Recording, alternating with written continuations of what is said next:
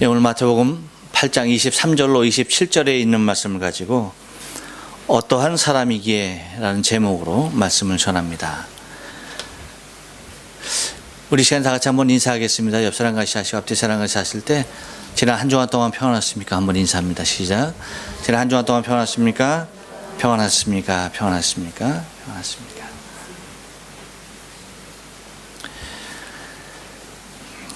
옛 우리 조상들의 혼례 문화를 보면 신랑과 신부가 혼인날이 되어서야 서로의 얼굴을 알게 되는 일이 다반사였습니다. 그러니까 서로를 전혀 모르는 상태에서 결혼 생활이 시작되었던 것이죠. 그러기에 자신의 친정을 떠나서 시댁으로 시집을 간 신부의 입장에서는 모든 것이 낯설고 어려운 환경일 수밖에 없었습니다. 그래서 옛부터 전해 내려오는 우리에게 잘 알려진 노래가 있습니다. 그래서 이렇게 갑순이는 노래 불렀습니다.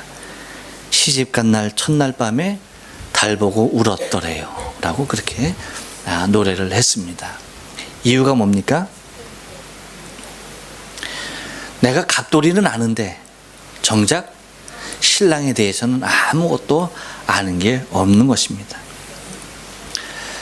여러분 혹시 여러분들 중에서도 결혼할 때에 배우자의 얼굴을 모르는 채 혹시 결혼하신 분 계십니까? 정 권사님만 아니면 다 아닐 것 같은데요. 정 권사님 결혼하실 때 신랑의 얼굴을 몰랐었습니까? 알았었어요. 예. 알았음에도 권사님께서 결혼했다라고 한다면 굉장히 훌륭한 신랑이었을 것 같습니다. 네, 그래요. 지금이야 세월이 얼마나 좋아졌는지요. 모르는 상태에서 결혼하는 것이 아니라 다 아는 상태에서 결혼을 하게 되어지죠. 우리 교회가 지난 2일로 1주년이 되었습니다. 두 교회가 연합하여서 1주년이 되는 동안에 여러 가지 어려운 일이 있었지만 가장 힘이 들고 어려웠던 것이 무엇이었을까라고 하는 것입니다. 그것은 아마도 서로에 대해서 잘 알지 못하고 잘 이해하지 못하고, 그러니까 알아가며 이해하기까지 그 기간이, 아마도 그 과정이 가장 힘이 들고 어려웠지 않았나 싶습니다. 그래서 그 어려움이 어쩌면 많은 사람에게 짐이 되기도 했고요. 그래서 그 어려움을 사실은 잘 수용하고 받아들이지 못했던 분들도 계시기도 했습니다. 이제는 우리가 주님과 함께 이웃을 알아가는 새로운 1년을 우리가 좀 맞아야 하겠다라는 그러한 생각이 됩니다. 이제는 우리가 서로를 아는데 우리가 1년이라는 세월을 투자했다라고 한다면 이제는 서로 이해 못하고 서로 알지 못하고 서로에 대해서 파악되지 못한 부분은 없을 줄로 압니다. 이제는 우리가 우리 안에서의 관심보다는 이제 우리의 관심이 밖으로, 이제는 우리의 관심을 내보여야 할 때가 되지 않았나 싶다는 것입니다. 그러기에 여러분, 누군가를 안다는 것은 매우 중요한 일이 아닐 수가 없습니다. 모르는 채 사는 것, 그것이 아니라 우리가 함께 한 공동체 안에서 서로를 알아가는 것, 매우 중요한 모습이었죠. 그래서 예수님께서도 제자를 부르시고 그 제자들과 공생애를 함께 살아가시는 모습을 우리는 바라보게 됩니다. 그 이유가 무엇입니까?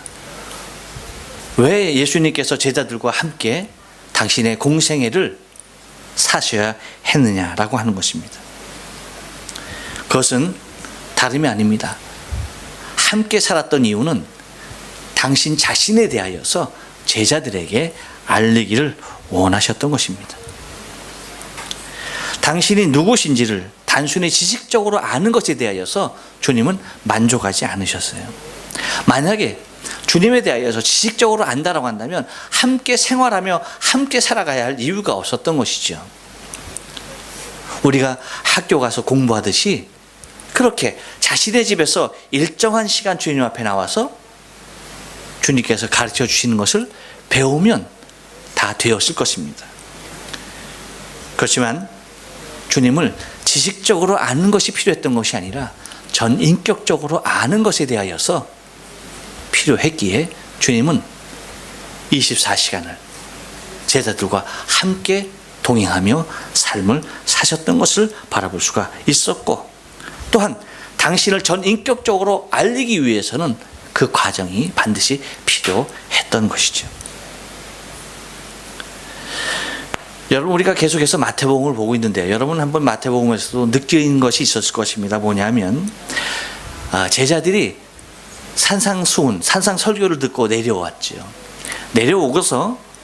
내려와서 주님이 내려오자마자 하시는 일이 무엇이었습니까? 문둥병자를 만나서 문둥병자를 고쳐주는 일이었습니다. 그리고 백부장의 하인을 고쳐주는 일이었습니다. 그리고 베드로의 장모를 열병으로부터 고쳐주고, 그리고 각색병자와 귀신 들린 자들을 다 치유하시는 것을 우리는 바라볼 수가 있었습니다. 그것이 주님께서 하셨던 일입니다.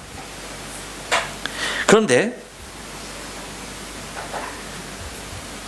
이러한 일을 행하실 때까지 제자들은 주님에 대하여서 그렇게 궁금해하지 않았어요. 그냥 자신의 눈앞에 일어났던 기적이 처음에 정말로 희한했고 대단했던 일이었습니다. 아니, 어떻게 이런 일이 있을 수 있지? 라고 생각했겠죠. 그렇지만 거듭 행하여지는 기적 속에서 그들은 주님께서 행하시는 기적은 그냥 당연한 일이 되고야 말았죠. 여러분, 우리가 수요일 날은 출애굽기를 설교하고 있는데요, 수요일 날 나오신 분들은 아마 들었을 것입니다. 이스라엘 백성들의 삶 자체가, 출애굽 그 과정의 모든 삶 자체가 하나님의 기적의 연속이었습니다. 하지만 그들이 그 기적 속에 살아가지만 그것이 하나님께서 그들을 위하여서 행하시는 기적이라고 단 한 번도 생각해 본 일이 없었습니다. 그런데 그것은 과거 이스라엘 백성들에게 또 제자들에게만 있는 현상은 결코 아니었다는 것이죠. 무슨 얘기냐면 지금 21세기에도 우리의 삶이라고 하는 것은 주님께서 우리에게 베풀어 주시는 기적 속에 우리의 삶이 진행되어지고 있는 것입니다. 그런데 우리는 그것에 대하여서 전혀 주님의 기적이 우리 앞에 나타남에 대하여서 우리는 느끼지 못하고 모든 것이 다 자연적으로 우리에게 주어진 것이라고 생각할 뿐입니다. 하지만 여러분, 냉철한 이성으로 한번 판단해 보십시오. 우리는 우리가 수고해서 얻은 것보다 우리가 수고하지 아니하고 그냥 우리에게 주어진 것들이 너무나도 많은데, 우리가 수고한 것보다도 어쩌면 우리에게 그냥 내 수고 없이 아무런 공로 없이 우리에게 거저 주어진 것이 우리의 삶의 부분에 있어서 가장 중요한 부분의 것들을 차지하고 있는 것을 바라보게 됩니다. 이것이 무엇이라고 생각하십니까? 그냥 자연적인 이치와 현상이라고만 생각하십니까? 아니죠. 하나님의 사람들은 그렇게 생각하면 안 되죠. 세상 사람과 같은 그러한 이치를 가지고 우리가 판단해서는 안 되죠. 무엇입니까? 전적인 하나님의 은혜가 아닐 수가 없다는 것입니다. 그런데 그 모든 것에 대하여서 우리가 하나님의 은혜로 생각하고 살아가고 있느냐? 그렇지 못하는 것들이 많이 있다는 것입니다. 제자들도 마찬가지였어요. 우리는 제자들이 봤던 기적 중에 한 가지만 내 눈앞에 나타났어도 주여 나는 평생 주를 따르겠습니다 라고 하는 사람들이 많이 있을 것입니다. 만약에 내 눈앞에서 문둥병자가 깨끗함을 입는 모습 한 번만 봤더라도 여러분, 우리는 주 예수 그리스도에 대하여서 내 평생의 삶을 다하여서 그분의 기적을 외치며 살아갈 것이라고 생각을 합니다. 그런데 거기에 대해서 직접 눈으로 목도했던 사람들이 지금 성경에 기록되어 있고 성경에 지금 나오고 있습니다.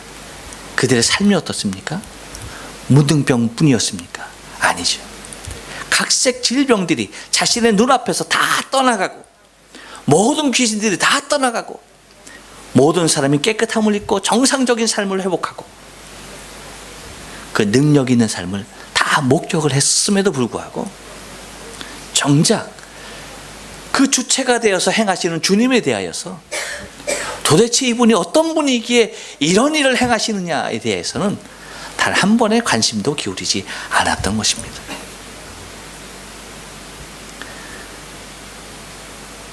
하지만 오늘 본문을 계기로 해서 그들은 예수님에 대하여서 처음 궁금함을 표현해 내는 것을 바라보게 됩니다.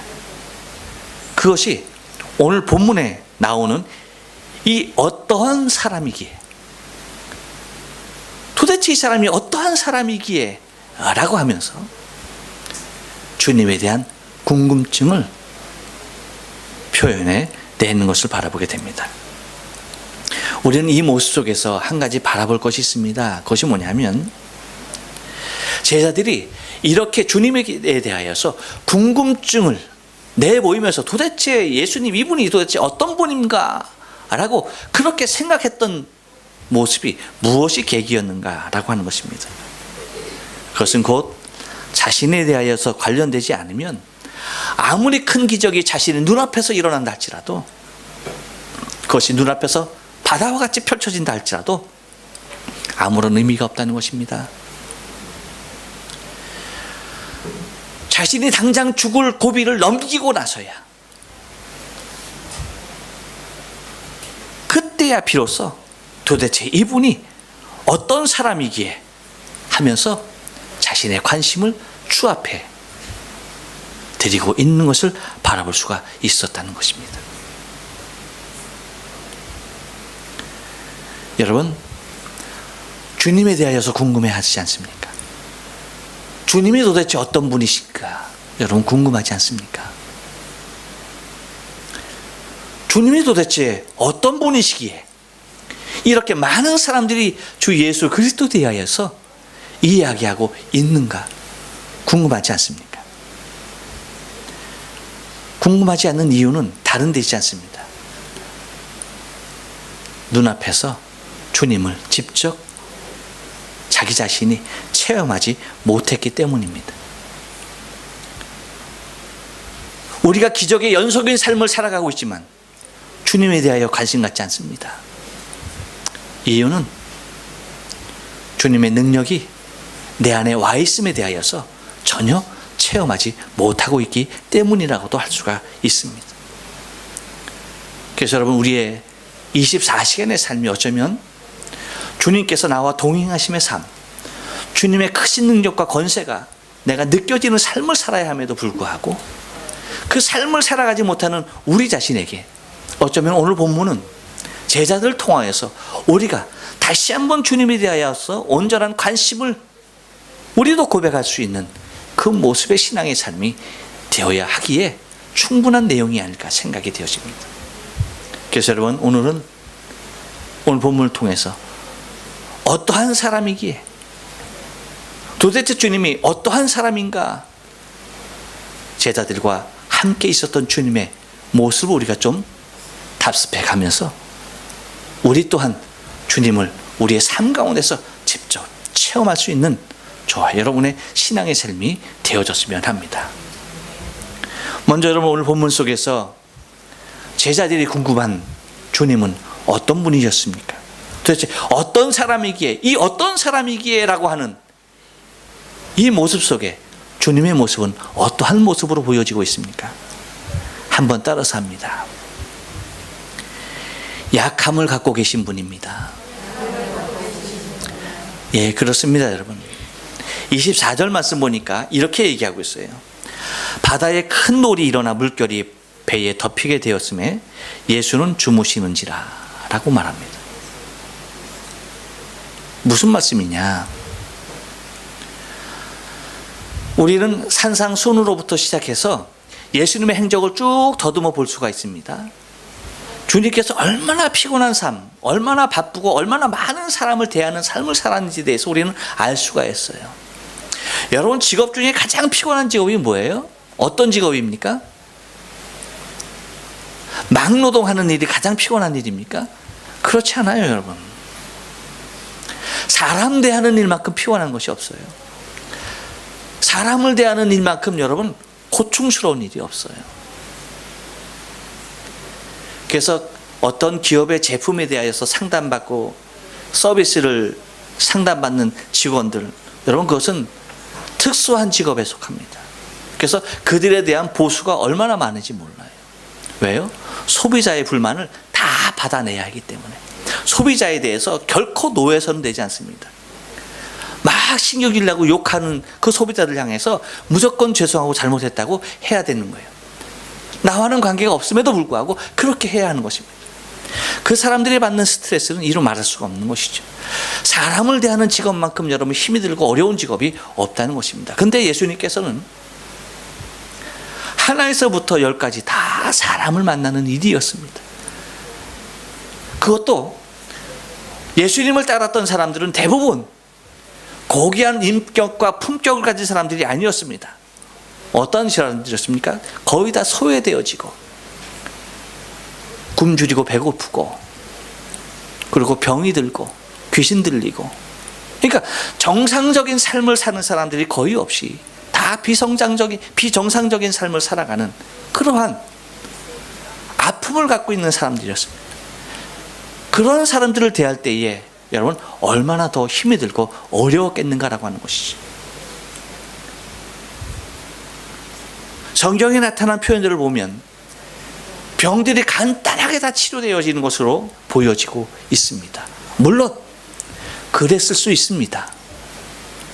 하지만 우리가 지금 체험하는 모습으로서 본다라고 한다면, 지금 어떠한 병을 치유하고 귀신을 내어쫓고 하는 과정을 우리가 미루어서 본다라고 한다면 그 일이 얼마나 힘이 들고 어려운 일이었는지 우리는 충분하게 느낄 수가 있다는 것이죠. 근데 그 일을 쉬지 않냐고 해왔던 것입니다. 그러니 주님께서 느끼셔야 했던 피로감이라고 하는 것은 이루 말할 수가 없었던 것이죠. 그 피로감이 얼마나 고되고 얼마나 힘이 들고 얼마나 육신적으로 남아있었는가라고 하는 것은 오늘 그 본문 말씀 24절 말씀에서 잘 이야기해 주고 있는 것이죠. 지금 상황이 어떤 상황입니까? 물결이 노하여서 그 파도로 모든 물이 배 안으로 들어와서 바람이 불고 풍랑이 일어서 배가 침몰하기 직전에 이르는 그러한 상태입니다. 그러니까 갑자기 이런 것은 아니죠. 계속 그 상태가 지속되어져 온 겁니다. 그럼에도 불구하고 예수님께서 배에 있는 모습은 어땠습니까? 주무셨다라고 표현하고 있습니다. 주무시고 계셨어요. 예수님이 한 번 자면 못 일어나는 분이실까? 한 번 죽으면 거의 죽음의 상태에 이르러서 그냥 주무시는 분일까? 지금 여러분 밤이 아니죠. 그럼에도 불구하고 주님의 그 짬을 내서 주무시는 그 시간, 그 풍랑이 일매도 불구하고 주님이 그 잠에서 깨어나지 못했다라고 하는 것입니다. 이것은 사역적인 측면에서 보면 지금까지 말씀드린 당신의 사역이 얼마나 힘이 들고 어려웠는, 얼마나 타이트한 사역이었는지에 대해서도 이야기해 주는 것뿐만 아니라 또 한편에서는 무엇이냐면 주님이 우리와 똑같은 육신을 입고 있는 분인 것에 대하여서 나타내주고 있는 것입니다. 나와 다를 것이 없는 똑같은 육체를 갖고 있으신 분이다라고 하는 것이. 그래서 말씀이 육신이 되어 오신 분, 성육신하신 그리스도 예수, 그분은 철저하게 육신을 입으셨다는 것입니다. 완벽한 인간이 되셨다는 것입니다. 하나님의 아들이시니까 인간의 피곤함과 아픔과 슬픔과 괴로움을 느끼지 못하시는 분이 아니었다는 것입니다. 하나님이심에도 불구하고 그리스도이심에도 불구하고 예수님은 철저하게 육신으로 이 땅에 오셔서 그분은 육신의 연약함을 다 체휼하신 바 되신 분이다 라고 하신 것입니다. 곧 완벽한 인간이셨던 것입니다.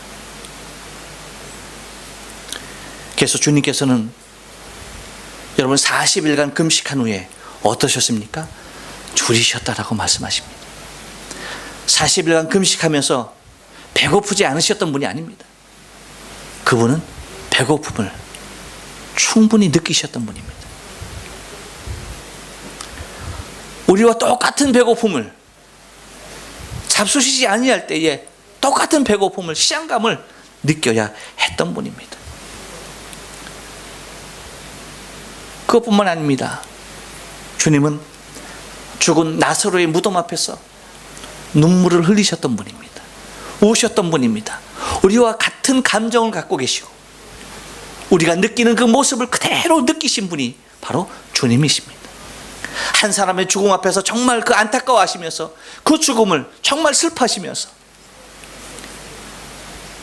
당신의 마음 다하여서 그 아픔을 함께 느끼시는 분이 바로 주님이셨습니다. 그것뿐만 아닙니다. 주님은 십자가에서 고통을 당하실 때에 육체적으로 느낄 수 있는 모든 고난을, 고통을, 아픔을 다 느끼시고 체휼하신 바 되신 분이 바로 주님이시다라고 하는 거죠. 채찍에 맞을 때에, 살점이 떨어져 나갈 때에 그 아픔을 동일하게 느끼셨던 것입니다. 하나님이시기 때문에 안 아픈 것이 아니라 육신을 가지신 분이기 때문에 완벽하게 그 통증을 다 느끼셨던 분이신 것입니다. 이렇듯 주님은 연약함을 지니신 분이셨다라고 하는 것입니다. 왜입니까? 주님의 연약함이 왜 필요했습니까? 그것은 히브리서 5장 2절에서 우리에게 잘 이야기해 주고 있습니다. 뭐라고 얘기하는 거니? 저가 무식하고 미혹한 자를 능히 용납할 수 있는 것은 자기도 연약에 쌓여 있음이니라. 주님께서 우리의 모든 죄와 허물을 다 대신할 수 있었던 이유가 무엇이냐? 그것은 주님께서도 아픔을, 그리고 주님께서도 고통을, 주님께서도 슬픔을, 그 모든 것을 다 당신의 연약을 통하여서 충분히 수용할 수 있는 분이셨다라고 하는 것입니다. 이것이 무엇입니까? 대제사장 되신 그리스도 예수에 대하여서 히브리서에서 지금 이야기하고 있는 부분입니다. 곧 주님은 당신의 연약함을 통하여서 우리의 모든 연약함을 다 대신하기 위하여서 당신이 친히 연약한 육체를 입은 인간의 모습으로 이 땅에 오셨던 분이다라고 하는 것입니다. 그러니까 주님, 이 사람이 도대체 어떤 분이냐라고 할 때에 우리는 철저히 고백해야 할 부분이 무엇이냐? 그것은 주님은 우리와 똑같은 인간의 모습으로 오신 바 되신 하나님의 아들이었다라고 하는 것입니다. 또 하나, 도대체 이분이 어떤 분이신가 라고 할 때에 주님은 어떤 분이십니까? 한 번 더 따라서 합니다. 믿음을 요구하시는 분입니다. 예, 20절 상반절 말씀 보니까 이렇게 얘기하고 있어요. 예수께서 이르시되 어찌하여 무서워하느냐, 믿음이 적은 자들아 하시고 라고 말합니다. 이 얘기가 뭐예요? 지금 배가 다 가라앉게 되고 뒤집히게 된 상황에서 주님이 주무시니까 제자들이 취한 행동이 뭐냐? 자기 힘으로 열심히 배 안에 들어오는 물을 다 밖으로 퍼내고 해봤죠. 그렇지만 역부족이었습니다. 그 많은 제자들이 다 수고를 해봤지만 역부족이었습니다. 그러니까 그들이 마지막으로 하는 일이 뭐예요? 주님을, 주무시는 주님을 깨우시는 겁니다. 깨우고, 주님, 우리가 지금 죽게 되었습니다. 우리의 죽게 된 것을 주님 돌아보옵소서. 주무시지만 마시고요 라고 하는 겁니다. 그렇죠? 제발 좀 일어나서 우리를 살펴주세요 라고 말합니다. 여러분, 주님께서 이 땅에 계시면서 수없이 많은 기적을 행하신 이유가 무엇입니까? 왜 많은 기적들을 행하셨죠?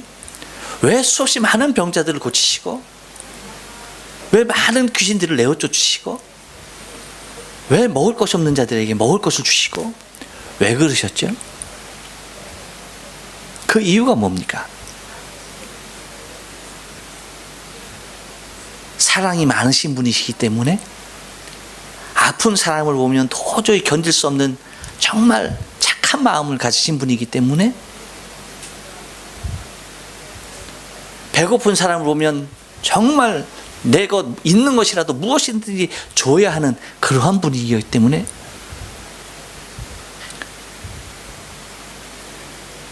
여러분, 주님께서 병자를 보고 그 병자에 대해서, 그 병에 대해서 불쌍한 마음이 있었죠.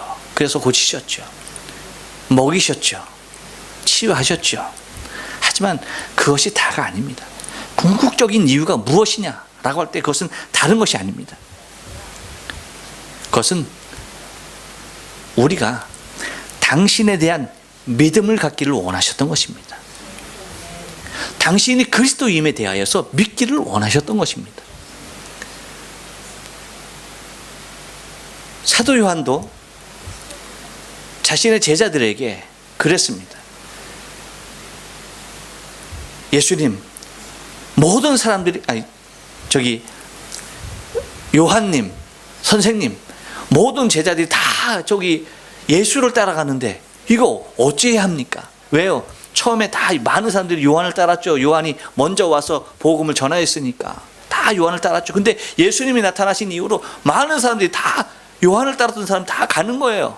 그러니까 요한의 제자가 그러는 겁니다. 아니, 이렇게 되는데 어찌해야 합니까? 도대체 어떻게 하면 좋습니까? 라고 할 때에 뭐라고 말합니까? 병자를 고치고 죽은 자를 일으키고 그런 일을 하면은 누구다? 그분은 그리스도다. 지금까지 병든 사람을 고친 적도 없었고 죽은 사람을 살린 적도 없었다. 그렇게 할 수 있는 사람이 누구냐라고 할 때 그것은 그리스도가 아니면 그렇게 할 수가 없다 라고 말을 해줍니다. 그러니까 주님께서 그러한 놀라운 기적들을 행하셨던 것은 당신이 이 땅에 육신을 입고 오신 예수 그리스도임에 대하여서 많은 사람들로 하여금 믿게 하기 위하여서 그 일을 행하셨던 것이죠. 그렇다면 여러분 한번 생각해 볼 것이 있습니다. 그렇다면 예수님께서 제자들에 대하여서 뭐라고 말하십니까? 꾸중을 하죠. 주무시는 예수님을 깨웠기 때문에 꾸중하는 겁니까? 여러분, 잠자는 사람이 이렇게 건드리면 굉장히 신경질 내는 사람 있죠. 그렇죠? 아주 유난히 화를 내는 사람 있죠. 막 그냥 일어나서 그냥 도대체 평소에 보지 못했던 그 광경을 목도할 수가 있었죠. 예수님이 그런 부류의 사람이었습니까? 야, 자는데 왜 깨우는 거야? 하면서 여러분 그랬습니까?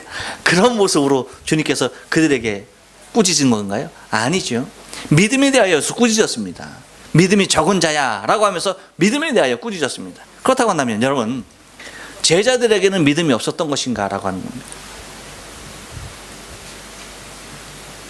지금 여기 예수님을 깨우는 제자들은 전혀 믿음이 없었기에 예수님을 깨웠던 것입니까? 예수님을 깨운 이유가 뭐예요? 예수님이라고 한다면 이 상황을 진정시킬 수 있을 것이라고 하는 믿음이 있었기에 예수님, 우리가 죽게 된 것을 좀 돌아봐 주십시오 라고서 했던 것 아닙니까? 그거 믿음 아닙니까? 믿음이에요, 믿음 아니에요? 믿음이죠. 믿음입니다. 그런데 주님께서 제자들에게 그 믿음을 가지고 당신 앞에 나오는 제자들을 향하여서 예수님께서 하시는 말씀이 잘하였다라는 것이 아니었습니다. 그래, 내가 잠잠케 해줄게 라고 하는 것이 아니었습니다. 너희가 믿었으니까 그렇게 해줄게 라고 하는 것이 아니었어요. 뭐라고 말합니까? 예수님께서 이르시되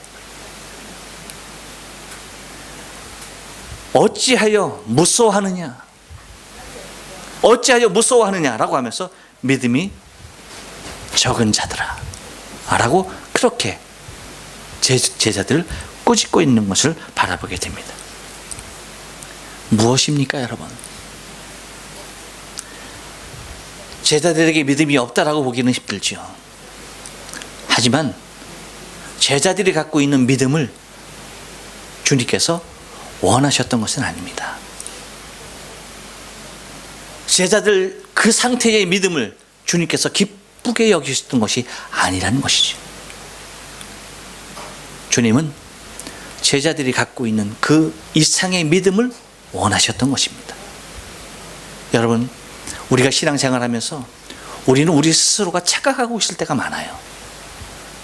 이 정도 믿음이면 주님께서 기뻐하시겠지. 나의 이 믿음이면, 지금의 믿음이면 저 천국에 이를 수 있는 믿음이려니 하고, 그렇게 우리 자신에 대하여서, 우리 믿음에 대하여서 과대평가하며, 아니 과대평가가 아니라 할지라도 내가 그러한 믿음이 있을 것이라고 생각하고, 그렇게 신앙을 생활을 하는 일들이 많이 있습니다. 하지만 여러분, 우리가 좀 냉철하게 판단해 봐야 할 것입니다. 과연 내가 가진 이 믿음이 주님께서 원하시는 믿음일까? 정말 내가 지금 갖고 있는 이 믿음으로 간구하는 이 모든 것들이 주님께서 기뻐하실 만한 믿음일 것인가? 라고 하는 것입니다. 우리는 주님께서 기뻐하는 믿음을 봤습니다. 어떠한 믿음이었습니까? 백부장이 가졌던 믿음이에요. 이방인이 가졌던 믿음이에요. 내가 이스라엘 중에도 이만한 믿음을 가진 자를 내가 본 적이 없다라고 하시면서 기뻐하셨습니다. 그렇지만 제자들이 갖고 있는 믿음을 향하여서는 왜 무서워하느냐, 이 믿음이 적은 자들아 라고 하면서 그들의 믿음을 꾸짖었습니다. 어떤 믿음이기에, 제자들의 믿음이 도대체 어떤 믿음이기에 예수님은 그들을 향해서 꾸짖을 수밖에 없었는가라고 하는 것입니다. 오늘 본 말씀 보니까 25절에 보니까 이렇게 기록하고 있어요. 여러분, 그 제자들이 나와 깨우며 가로되 주여 구원하소서, 우리가 죽게 되었나이다.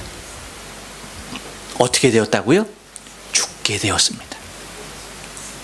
무엇에 대한 두려움입니까? 죽음에 대한 두려움입니다. 모든 인생이 공통적으로 갖고 있는 죽음에 대한 두려움이었습니다. 주님과 함께 있음에도 불구하고, 생명의 주인 대신 주님과 함께 있음에도 불구하고 생명에 대한 두려움을 그들은 떨치지 못했던 것이죠.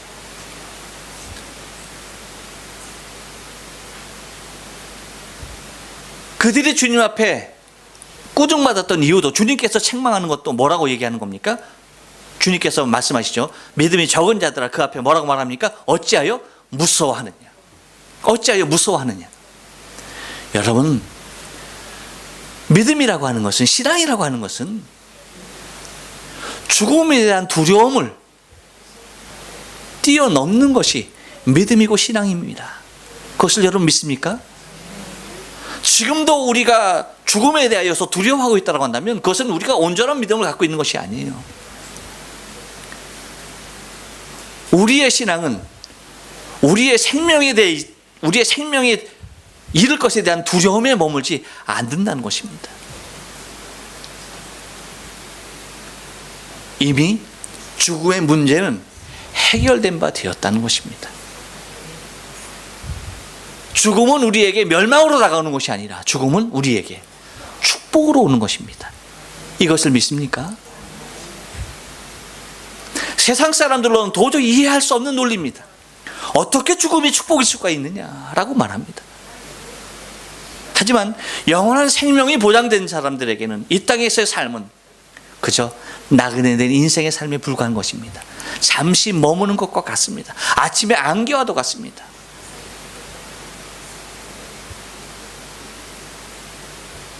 내렸다가 해가 뜨면 사라지는 이슬과도 같습니다. 금방 새어야지며 떠나가야 할 것이 인생인 것입니다. 오늘 주보에 제가 올린 글에 인생의 백고동이라고 올렸습니다만, 여러분 다른 것 아니죠. 배를 만든 이유는 항구에 묶어두려고 만든 것이 결코 아니죠. 항해하기 위함입니다. 우리 인생도 마찬가지예요, 여러분. 이 땅에 영원히 머물기 위해서 우리가 이 땅에 있는 것이 아닙니다. 하나님의 나라, 그 나라에 가기 위하여서 우리가 이 땅에 준비하고 있는 것입니다. 배가 항구에 묶여 있는 동안은 출항을 위한 준비의 과정이죠. 우리의 생명이 이 땅에 있는 동안은 하나님의 나라에 입성하기 위한, 믿음을 갖게 하기 위한 준비의 과정임을 믿습니다. 배가 백고동을 울리면서 항구를 떠나듯이 우리의 인생의 백고동이 울릴 때에 우리는 주임을 맡게 되는 것입니다. 여러분,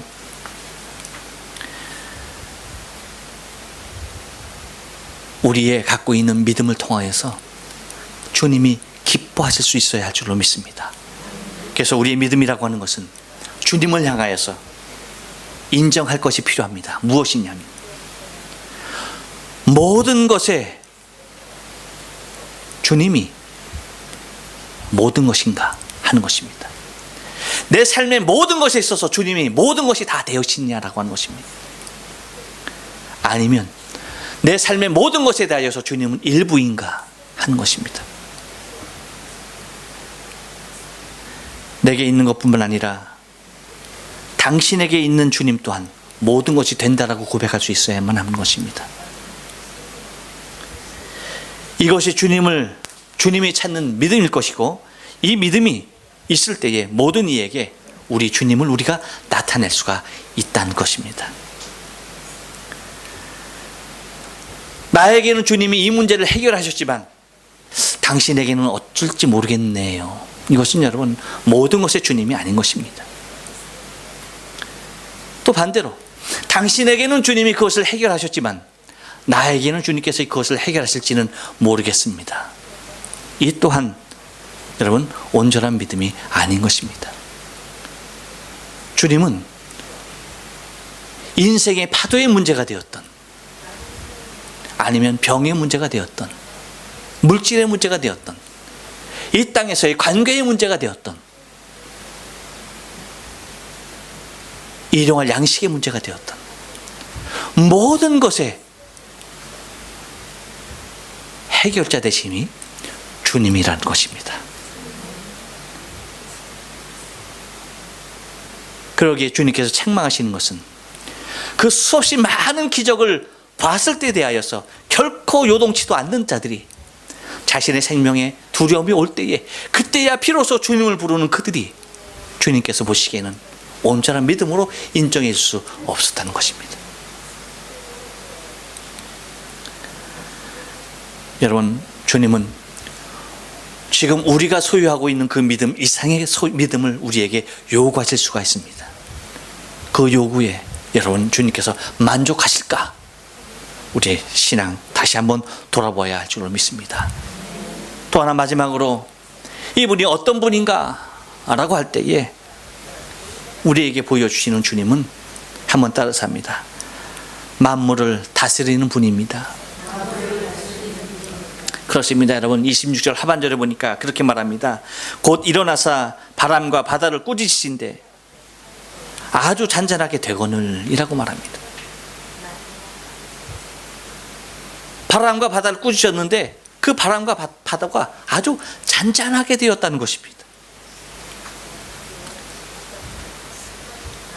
어떻게 그럴 수가 있을까? 무슨 이유로 그렇게 될까? 라고 할 때에 그 이유는 단 한 가지에서밖에 찾을 수가 없다는 것입니다. 그분은 창조주이시며 통치자이시며 모든 것의 참 주인인 분이시다라고 하는 것입니다.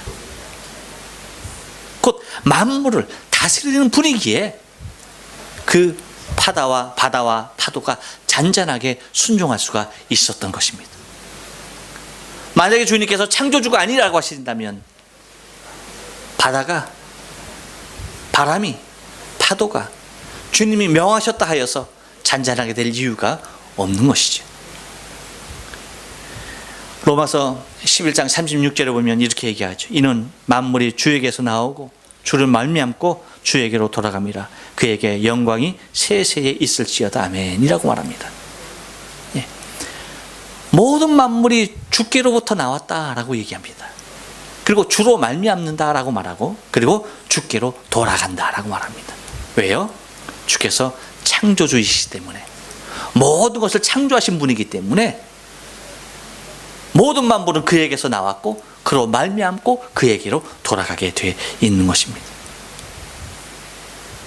곧 나를 비롯한 모든 만물을 창조하신 분이 바로 예수 그리스도 하나님 되십니다.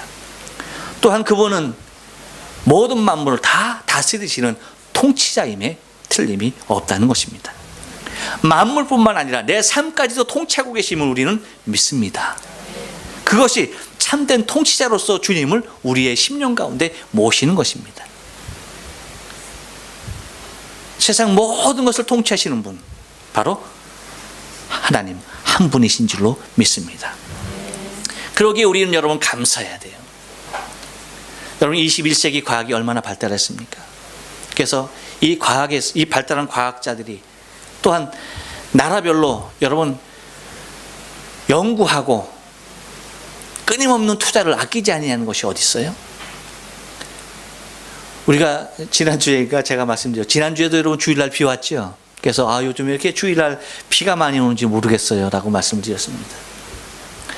오늘 아침에도 보니까, 새벽에도 일어나서 밖을 보니까 비가 얼마나 오든지, 오늘도 많은 성도들이 이 비 때문에 교회 오는 길이 얼마나 힘이 들고 어려울까 생각하니까 너무나 속이 상하고 저한 거예요.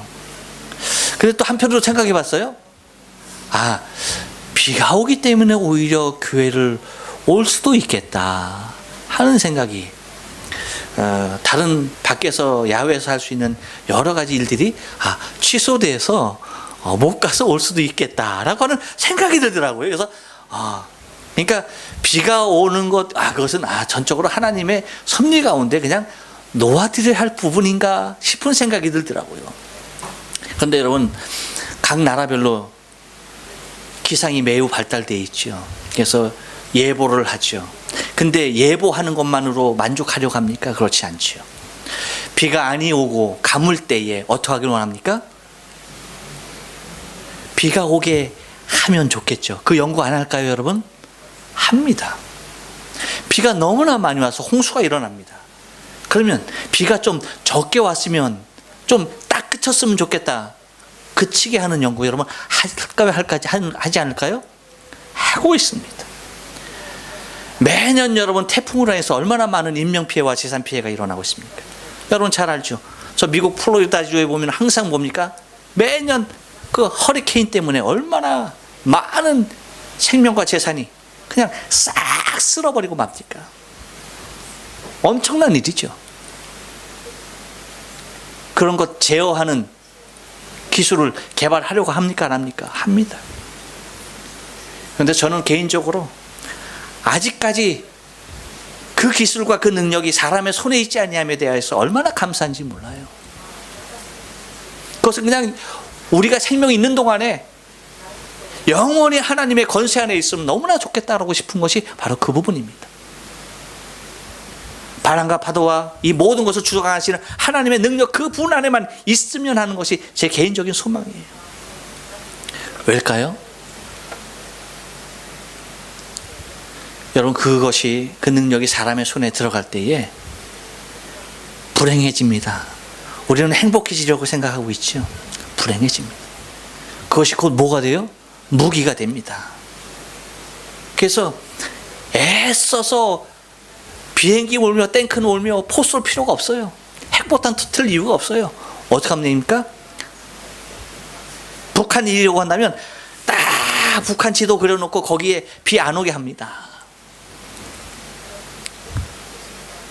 한 6개월만 안 오면 항복하고 나오겠지요. 그럴까요, 안 그럴까요, 여러분?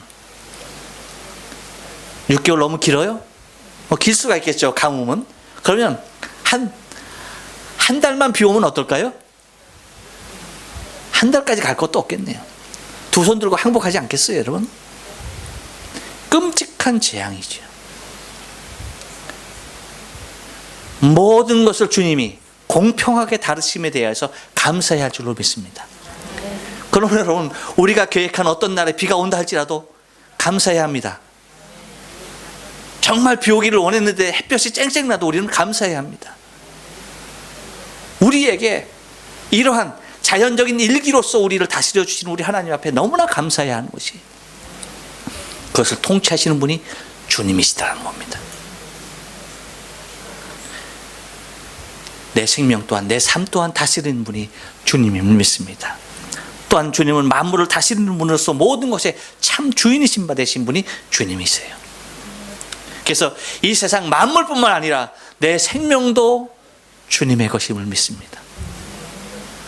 내 생명까지도 참된 주인은 나 자신이 아니라 살아계신 하나님을 믿습니다. 그러기에 우리는 내 생명을 아름답게 다스려 주시는 주님을 향하여 감사해야 하는 것입니다. 여러분, 제자들은 자신 앞에, 자신의 생명의 위협 앞에 행하시는 주님의 기적을 보고 이 어떠한 분이시기에 하면서 주님을 궁금했습니다만, 우리의 신앙의 삶은 날마다 이러한 주님을 우리가 모시고 삶을 통하여서 주님과 아름다운 교제의 삶이 지속되어지길 주님의 이름으로 축원합니다. 기도합니다.